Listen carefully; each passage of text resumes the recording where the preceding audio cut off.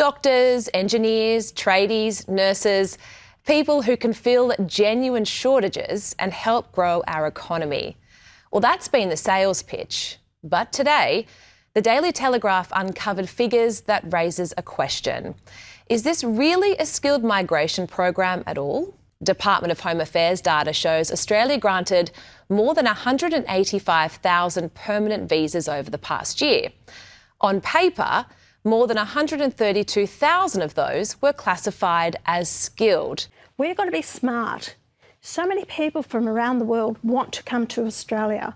We can be selective in who we bring in, people who are going to help us build our nation with productivity, not drag us down, end up on our welfare system.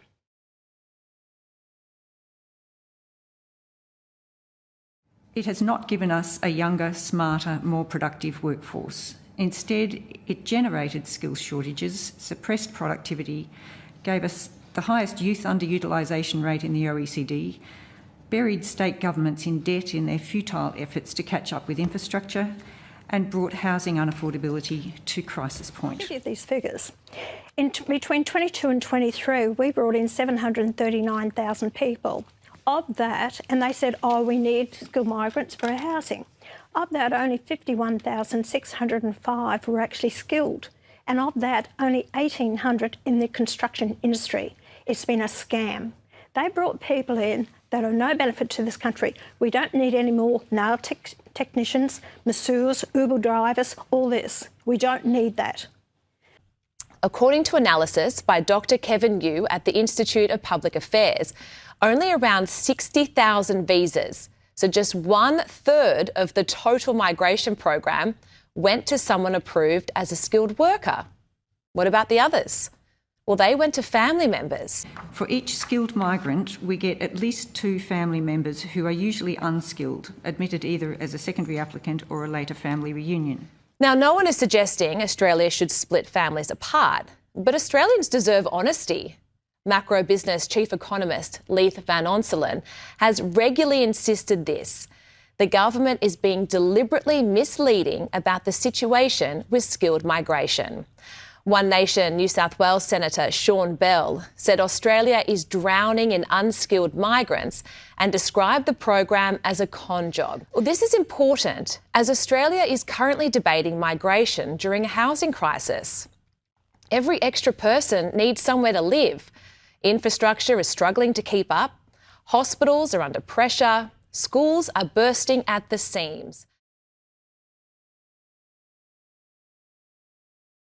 The occupation list has ballooned to more than 450 different professions, not just doctors, nurses, engineers and electricians, but graphic designers, advertising managers, interior designers, public relations, actors. Are these occupations facing critical national shortages? Senator John O'Doniham says Labor needs to explain. This is another example of Labor running a migration program with the numbers too high and the standards too low. Australia needs a migration program that is smaller, better managed and genuinely targeted to the skills of our community, not one padded out by categories that Labor then markets as skilled. Among the primary skilled migrants, only half find jobs that use their qualifications. Regional sponsored and points-based visas have the worst outcomes. Just last week, a study by E61 Institute revealed that regional sponsored migrants earn 40% less than employer sponsored, so they're doing low-skilled jobs. And 80% of them end up living in capital cities.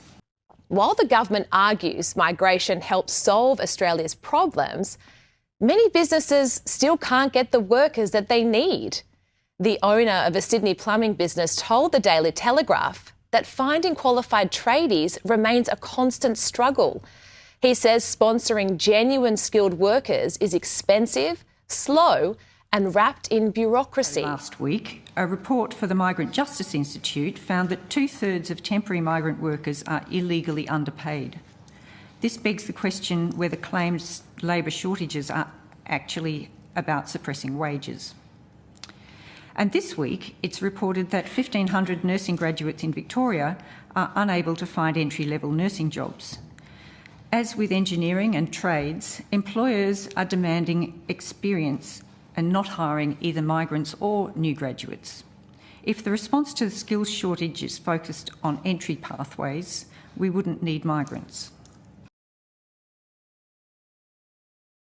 In our submission, we make several recommendations that would dramatically improve skilled migrant outcomes and would be politically popular and would clarify new migrants' prospects of permanent residence, rather than luring them here under false pretences and channeling them into rorts. Firstly, we recommend that all skilled migrants should be employer-sponsored and initially temporary. The only real test for skills in demand is a job offer. This is the usual requirement in most other developed countries. The minimum salary threshold should be at least the median graduate starting salary for that discipline. If their qualifications should be recognised by an Australian professional body for them to practice, this should be done before they're issued a visa. The skilled occupations list and the points-based self-sponsored and regionally sponsored visas should all be scrapped entirely. There's no way of dressing these up as being either necessary or successful. Secondly, we suggest that foreign student enrolments should be no more than 40% of any course of study. If courses aren't attracting Australian students, they probably aren't career relevant and exist mainly for foreign students to get access to Australia's labour market. We support restoring funding to universities to compensate for lower foreign student enrolments.